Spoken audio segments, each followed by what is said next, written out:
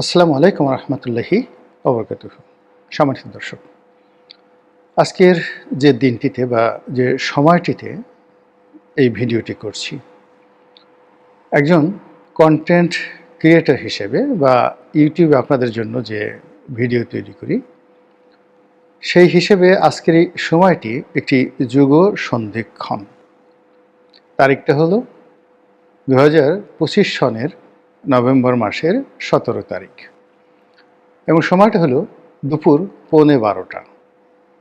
আমি যখন ভিডিও করছি ঠিক সেই সময়টিতে আন্তর্জাতিক অপরাধ ট্রাইব্যুনাল সেখানে বাংলাদেশের সাবেক প্রধানমন্ত্রী শেখ হাসিনার বিচারের রায় ঘোষণার তোড়জোড় চলছে। সারা বাংলাদেশে আওয়ামী লীগ আহত শাটডাউন কর্মসূচি পালিত হচ্ছে এবং এই বিচারের রায় ঘোষণাকে কেন্দ্র করে আওয়ামী লীগের যারা পক্ষের লোক তাদের মধ্যে এক ধরনের রসায়ন কাজ করছে, বিপক্ষের যারা লোকজন রয়েছেন তাদের মধ্যেও মিশ্র প্রতিক্রিয়া কাজ করছে।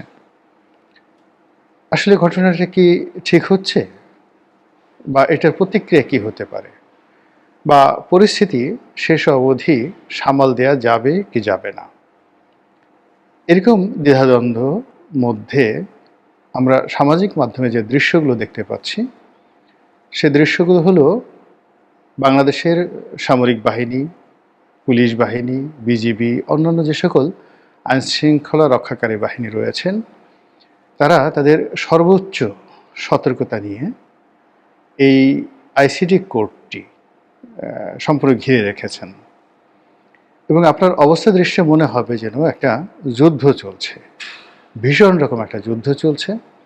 এই কারণ হলো আমাদের দেশে অতীতে যখনই এরকম কোনো রায় ঘোষিত হয়েছে, আমি যতটুকু দেখেছি, আমি বঙ্গবন্ধুর যে আগরতলা মামলা যেটা ক্যান্টনমেন্টের মধ্যে হয়েছিল সেই সম্পর্কে আমার কোনো অভিজ্ঞতা নেই, কিন্তু স্বাধীন বাংলাদেশে যে যুগান্তকারী রায়গুলো হয়েছে, বিচারগুলো হয়েছে, সকল বিচারের যে নিরাপত্তা, আবেগ, উৎকণ্ঠা, আলোচনা, সমালোচনা এবং আন্তর্জাতিকতা, অর্থাৎ একটি বিচারকে নিয়ে সারা দুনিয়াতে যেভাবে তোলপাড় হচ্ছে, এই বর্তমান জমানাতে যা কিছু হচ্ছে শেখ হাসিনার বিচারে নিয়ে, এমনটি আমি আসলে কখনো কোথাও দেখিনি। বিচারে কি রায় হবে এটা নিয়ে আওয়ামী লীগের লোকজন নানা রকম আশঙ্কা ব্যক্ত করছেন এবং রায় হলে কি হবে তা নিয়েও তারা নানা রকম দেশের বাইরে থেকে হুমকি ধামকি দিচ্ছেন। অন্যদিকে যিনি বিচারের প্রধান প্রসিকিউটর, অর্থাৎ রাষ্ট্রপক্ষের নিয়োজিত প্রধান আইনজীবী জনাব তাজুল, তিনি এই রায় ঘোষণার আগেই জাতির উদ্দেশ্যে সবাইকে সালাম দিয়েছেন, অর্থাৎ আপনার প্রতি বা আপনাদের প্রতি শান্তি বর্ষিত হোক। তার এই সালাম প্রদানের মধ্যে বহু মাত্রিক ইঙ্গিত রয়েছে। আমি আসলে সেই দিকেও যাব না। এই কারণে যাব না যে আমাদের দেশের আসলে রাজনৈতিক মামলাগুলো বেশিরভাগ ক্ষেত্রেই নিষ্পত্তি হয়নি। সামরিক আদালতে যে সকল বিচার হয়েছে, যেমন কর্নেল তাহেরের বিচার, অন্যান্য যারা সামরিক কু করেছেন, মিলিটারি কু করেছেন, তাদের বিচার এত দ্রুত এবং সামরিক আদালতে এতটা ক্লোজ ডোরে হয়েছে যে ওগুলো নিয়ে আসলে আমাদের জনগণের কোনো মাথা ব্যথা ছিল না। এই যে ওয়ার ক্রাইম ট্রাইব্যুনাল, এটি আওয়ামী লীগ জমানাতে যে বিচার করেছিল যুদ্ধ অপরাধীদের বিচার, ওটা এতটা ওপেন ছিল এবং এতটা সময় নিয়ে তারা বিচার করেছে যে এই বিচার প্রক্রিয়া নিয়ে পক্ষে বিপক্ষে প্রায় প্রতিদিনই টেলিভিশনে, পত্রপত্রিকায়, দেশে, দেশের বাইরে, জাতিসংঘে এবং আমেরিকার যে বিভিন্ন প্রেশার গ্রুপ রয়েছে, লবিস্ট গ্রুপ রয়েছে, সে সকল জায়গাতে হররোজ আলোচনা হতো সংসদে, আলোচনা হতো সংসদের বাইরে, রাজনৈতিক দলগুলোতে, সব জায়গাতে। ফলে ওই বিচার প্রক্রিয়াতে স্কাইপেতে একজন বিচারক আর একজন বিচার বিশেষজ্ঞ বা এই আইন বিশেষজ্ঞ, তার সঙ্গে তাদের যে আলাপ আলোচনা হয়েছিল, সেই আলাপ আলোচনা স্কাইপে কেলেঙ্কারি রূপে সারা বাংলাদেশ তোলপাড় করে দিয়েছিল। তো সেই স্কাইপে কেলেঙ্কারির ঘটনা সরকার কিন্তু সামাল দিতে পারেনি, ওই বিচারককে পদত্যাগ করতে হয়েছিল এবং তিনি ট্রাইব্যুনাল ছেড়ে চলে এসেছিলেন তার মূল কর্মস্থল হাইকোর্টে। কিন্তু এখনকার পরিবেশ এবং প্রেক্ষাপট আলাদা। এখন যারা বিচারক হিসেবে এসেছেন তারা একটা ম্যান্ডেট নিয়ে এসেছেন, ফলে কে কোন দল করেছেন, কার কি রাজনৈতিক পরিচয়, কার কি এজেন্ডা, কার কি বয়স, কার কি অভিজ্ঞতা, এ সকল বিষয়াদি নিয়ে প্রশ্ন করার মতো দুঃসাহস এই মুহূর্তে বাংলাদেশে কারোর নেই। আর দেশের বাইরে থেকে যে সকল কথাবার্তা বলা হচ্ছে, অমুক বিচারক অমুক দলের ছিলেন, অমুক দলের হয়ে মিছিল করেছেন, মিটিং করেছেন, এইগুলো আমাদের এই বাংলাদেশে এখন যারা শাসন কার্য পরিচালনা করেছেন তারা কগনিজেন্সে নেবেন বা এই বিষয় নিয়ে কথাবার্তা বলবেন, এর কোনো প্রয়োজনীয় নাই। কাজেই এই বিচারকে বিচারের জায়গায় রেখে দেই, তারা তাদের মতো করতে থাকুক। আর আগামীর রাজনীতি এই বিচারকে কিভাবে ধারণ করবে, কিভাবে হরণ করবে, কিভাবে ওন করবে, সেটা আগামীর দিনে রাজনীতির ভিতর থাকুক, সীমাবদ্ধ থাকুক রাজনীতির মধ্যে, অথবা রাজনীতি সেটা নিয়ে ব্যস্ত থাকুক। আমরা এই মুহূর্তে যে বিষয়গুলি নিয়ে আলোচনা করি সেটা হলো, যেহেতু শেখ হাসিনা এখন ভারতের জিম্মায় আছেন রাজকীয় মেহমান রূপে, দ্য রয়্যাল গেস্ট, এবং যেন তেন রয়্যাল গেস্ট নয়, বলা হচ্ছে যে তাকে সরকার প্রধানের মর্যাদা দিয়ে ভারত জেড ক্যাটাগরির সুযোগ দিয়ে তাকে সেখানে রেখেছে। এই গেল এক। 2 নম্বর হলো যে তাকে অবাধ কতগুলো স্বাধীনতা দেওয়া হয়েছে, যেগুলো সাধারণত কোনো দেশে আশ্রিত রাজকীয় মেহমানদেরকে দেওয়া হয় না।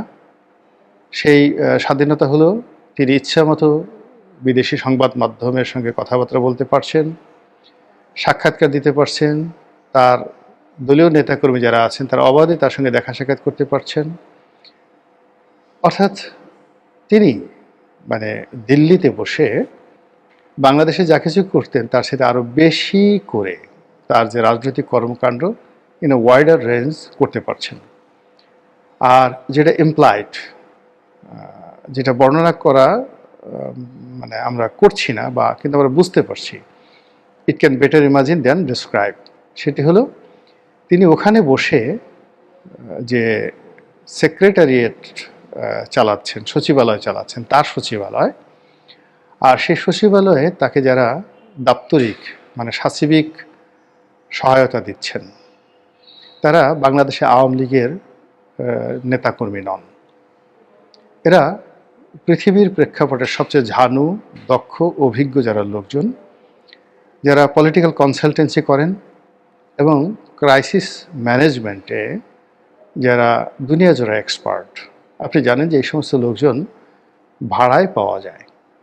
তো সেই ভাড়ার টাকা তারা আওয়ামী লীগের কাছ থেকে নিচ্ছে, না নরেন্দ্র মোদীর কাছ থেকে নিচ্ছে, নাকি আদানির কাছ থেকে নিচ্ছে, নাকি এস আলম বা সালমান রহমান সাহেবরা দিচ্ছে, সেটা ভবিষ্যতে জানা যাবে। কিন্তু বাস্তবতা হলো শেখ হাসিনার জন্য আলাদা একটা সচিবালয় গঠন করা হয়েছে এবং সেই সচিবালয়ে অত্যন্ত দক্ষ, অভিজ্ঞ, যোগ্যতম সচিবগণ অর্থাৎ দাপ্তরিক কাজে অভিজ্ঞ লোকজন কাজ করছেন এবং তাদের মান আন্তর্জাতিক পর্যায়ের। তারা বাংলাদেশের রাজনীতি বোঝেন, কিন্তু তারা হয়তো বাংলাদেশি নন। তারা ভারতীয় রাজনীতি বোঝেন, কিন্তু তারা ভারতীয় নন। তারা আমেরিকার রাজনীতি বোঝেন, চীনের রাজনীতি বোঝেন এবং আওয়ামী লীগের সঙ্গে ভারত, আমেরিকা এবং বাংলাদেশের রাজনীতির কী করে একটা সহনশীল মেলাবন্ধন তৈরি করা যায়, এই কোঅপারেশন তৈরি করা যায়, এই বিষয়টি সম্পর্কে শেখ হাসিনার যে দপ্তর, যে দপ্তরে বিশেষজ্ঞ রূপে, সচিব রূপে যে সমস্ত লোকজন কাজ করছেন তাদের কাজের দক্ষতা ইতিমধ্যে আমরা প্রমাণ পেয়েছি। যে অল্প সময়ের মধ্যে তিনি এই গত জাস্ট 15 দিনের মধ্যে যেভাবে আন্তর্জাতিক গণমাধ্যমে তিনি সাড়া ফেলে দিয়েছেন, এটি গত 2010-20 বছর এইভাবে কোনো শাসক, এমনকি আমেরিকার ডোনাল্ড ট্রাম্প কিংবা জো বাইডেন কিংবা বারাক ওবামা, তারা চেষ্টা করলেও ইতিপূর্বে এইভাবে বিশ্ব গণমাধ্যমের দৃষ্টি আকর্ষণ করতে পেরেছেন এটা কেউ দেখাতে পারবেন না। দ্বিতীয়ত হলো বিশ্ব গণমাধ্যমগুলো টাকার বিনিময়ে অনেক কাজ করে, কিন্তু টাকা তো সবারই আছে, সবাই টাকা দিতে চায়। যখন যুদ্ধাপরাধীদের বিচার চলছিল তখন তো আমরা শুনেছিলাম যে জামায়াত তাদের পক্ষে গণমত সৃষ্টি করার জন্যে সারা দুনিয়াতে তারা মানে তাদের যত সঞ্চয় শেষ রক্তবিন্দু পর্যন্ত তারা বিনিয়োগ করতে আগ্রহী ছিলেন। এবং আমেরিকাতে যারা জামাতের ডোনার রয়েছেন তারা, এবং জামাতে যে সকল বড় বড় শীর্ষ নেতা রয়েছেন তাদের যারা আত্মীয় স্বজন আমেরিকাতে থাকেন, তারা সেখানে থেকে কী করেছেন, কী চেষ্টা করেছেন তা কম বেশি যারা বাংলাদেশের রাজনীতিতে সংশ্লিষ্ট এবং বিদেশের খোঁজ খবর রাখেন তারা টের পান। কিন্তু ঘোড়ার ডিম কিচ্ছু হয়নি, নাথিং হ্যাপেন্ড। কিংবা ধরুন গত 15 বছর ধরে বিএনপি কী না করেছে। তারা ইচ্ছা করলে কি একটা টেলিগ্রাফে সংবাদ ছাপাতে পারতো না?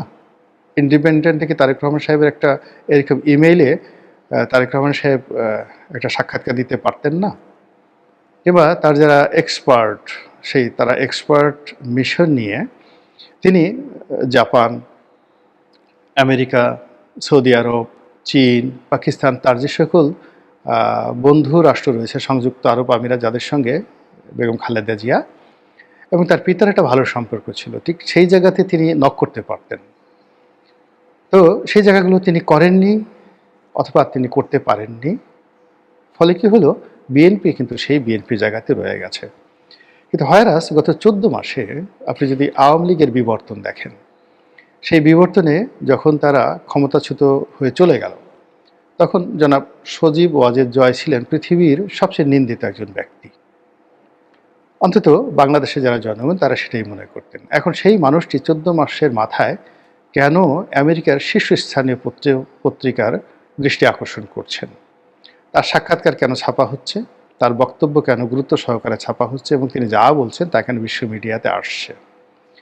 দ্বিতীয়ত, শেখ হাসিনা পতিত স্বৈরাচার, তাকে বাংলাদেশ থেকে উচ্ছেদ করা হয়েছে, তিনি ফ্যাসিস্ট, তিনি ভারতের আশ্রয় আছেন, আমেরিকার সঙ্গে ভারতের সম্পর্ক খুব খারাপ, চীনের সঙ্গে ভারতের সম্পর্ক খারাপ। তো সেক্ষেত্রে চীনের সংবাদ মাধ্যম, আমেরিকার সংবাদ মাধ্যম, পশ্চিমের সংবাদ মাধ্যম, রাশিয়ার সংবাদ মাধ্যম, এমনকি পাকিস্তানের সংবাদ মাধ্যম কেন হুমড়ি খেয়ে শেখ হাসিনার বক্তব্য প্রচারের জন্য একে অপরের সঙ্গে প্রতিযোগিতা করছেন। এবং অলমোস্ট এভরিডে, গত 15 দিন যদি আপনি দেখেন, অলমোস্ট এভরিডে 2 থেকে 3টি আন্তর্জাতিক গণমাধ্যমে শেখ হাসিনার বক্তব্য ছাপা হচ্ছে এবং অবস্থার দৃষ্টি মনে হচ্ছে যে ওই পত্রিকাগুলোর মালিক শেখ হাসিনা।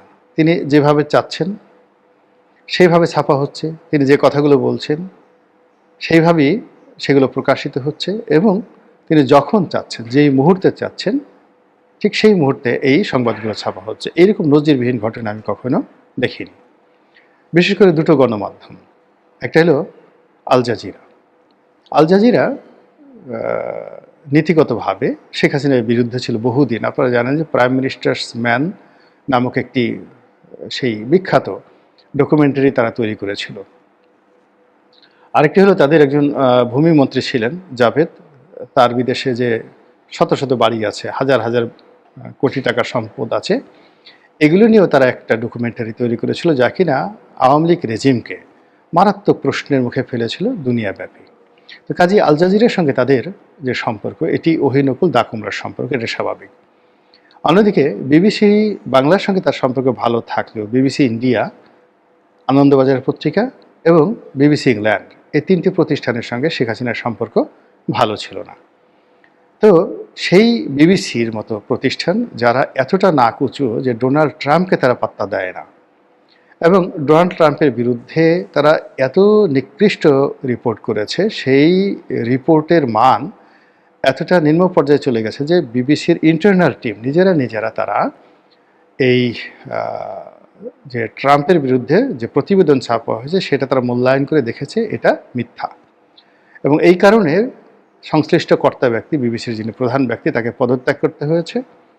ডোনাল্ড ট্রাম্পের নিকট তারা ক্ষমা চেয়েছে এবং এখন ডোনাল্ড ট্রাম্প মামলা করার হুমকি দিয়েছে এবং সেই মামলা তারা মোকাবেলা করার জন্য প্রস্তুতি নিচ্ছে। তো এইরকম একটা নাকুচু ব্রিটিশ জাতীয় গণমাধ্যম, সরকারি গণমাধ্যম, তারা $1 ট্রিলিয়ন বিনিময়ে, মানে এখানে কি বলবো, $100 বিলিয়ন, $1 বিলিয়ন মানে ধরুন এই মুহূর্তে 11,000 কোটি টাকা। তো $1 বিলিয়ন, $2 বিলিয়ন, এর কারণ হলো প্রায় $7 বিলিয়ন বোধহয় মামলা হবে ডোনাল্ড ট্রাম্প করবেন। তো $7 বিলিয়ন তো তারা ঘুষ খাবেন না। আপনি এখানে $1 ট্রিলিয়ন ধরেন, অর্থাৎ $1 ট্রিলিয়ন দিয়েও তাদেরকে কেনা যাবে না। এরকমই তাদের নাকুচু। এটা ব্রিটিশ জাতি, তাদের অহমিকার একটা পার্ট হলো এই বিবিসি ওয়ার্ল্ড সার্ভিস।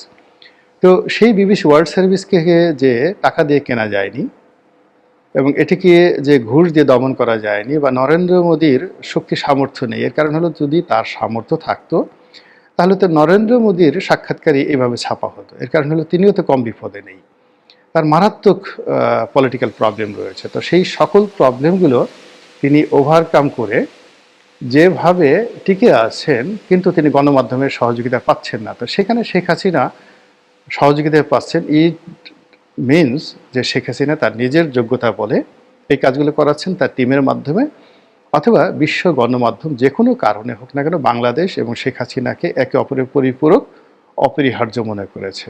আদারওয়াইজ এই জিনিসগুলো হওয়ার কথা নয়। তো কাজেই এই যে বিচারগুলো হচ্ছে, আর একই সঙ্গে যুগপৎভাবে আন্তর্জাতিক গণমাধ্যম থেকে শুরু করে বিশ্ব সম্প্রদায় যেভাবে বাংলাদেশ নিয়ে নাক গলাচ্ছে, আমার কাছে মনে হচ্ছে যে পানি এখানেই থামবে না, আরও বহুদূর গড়াবে। মহান আল্লাহ আমাদের সবাইকে হেদায়েত দান করুন এবং হেফাজত করুন। আসসালামু আলাইকুম ওয়া রাহমাতুল্লাহি ওয়া বারাকাতুহু।